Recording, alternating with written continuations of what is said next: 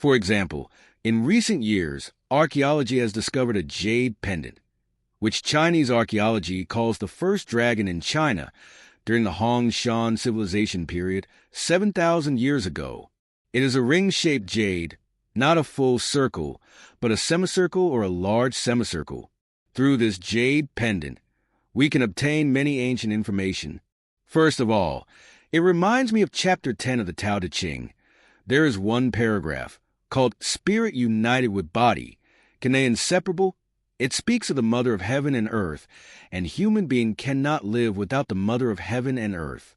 To gather the spirit and become tenderness and gentle, can one like a baby? Can one like a baby?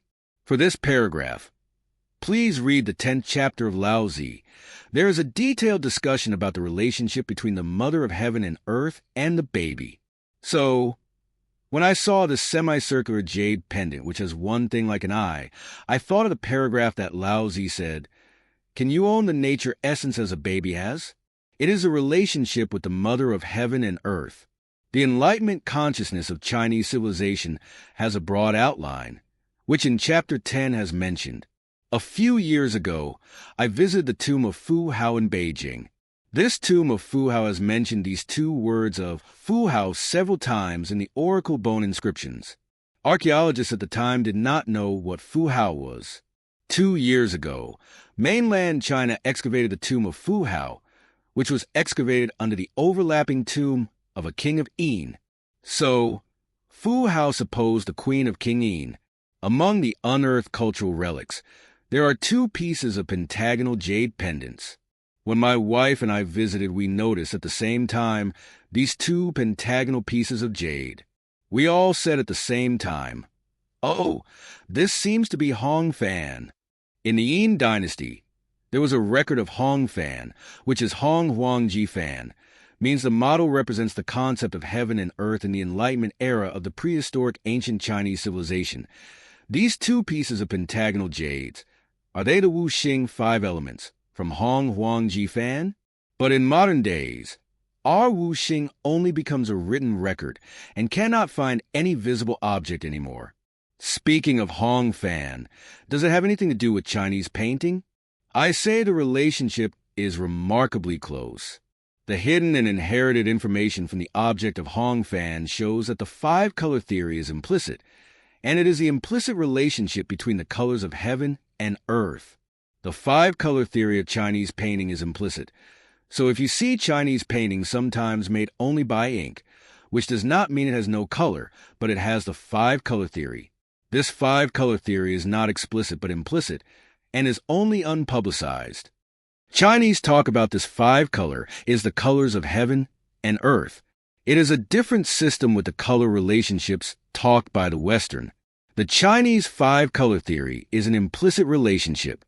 In the 20th century, academic discussions on Chinese painting often pay attention to the differences between China and the West, and also focused on the issues of visual. However, to trace back the faith that comes from ancient times has become an important topic in my artistic career. Therefore, when we see this kind of antique relics, that also belongs to a subject which painters want to trace back to their origins.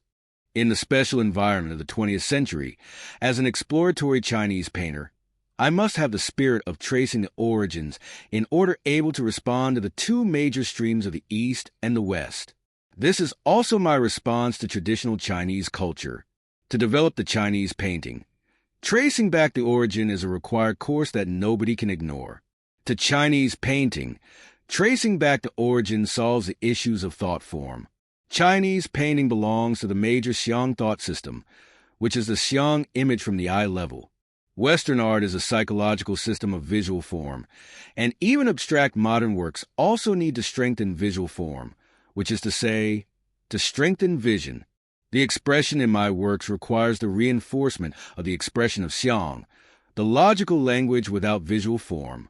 In fact, in ancient times, named it Xiang by inner observation or Xiang of inner beauty, this kind of artistic language, through dots and lines, can look quiet as motionless, can also be like a storm overturning the river and sea, make water rush down vigorously, and covers thousands of miles of land, but leave without any traces. Here I remembered when I visited the National Museum in Washington, D.C. many years ago, and I saw a work by Robert Rauschenberg.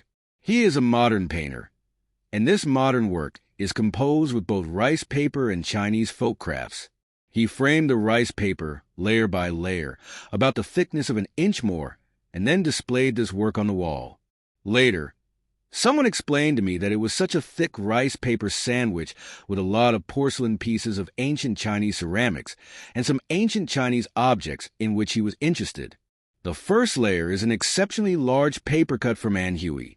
What we see is only the surface of the paper cut, and most of the things hid in more than 100 layers of rice paper and interlayers. At that time, I had a concept that this was an artistic language based on logic, and he still could not get rid of an artistic language of logical thinking to learn Chinese painting. Chinese painting, the thought language of Xiang, is obviously another complete language system of Xiang thought, which is different from the visual language of logical thinking in the West.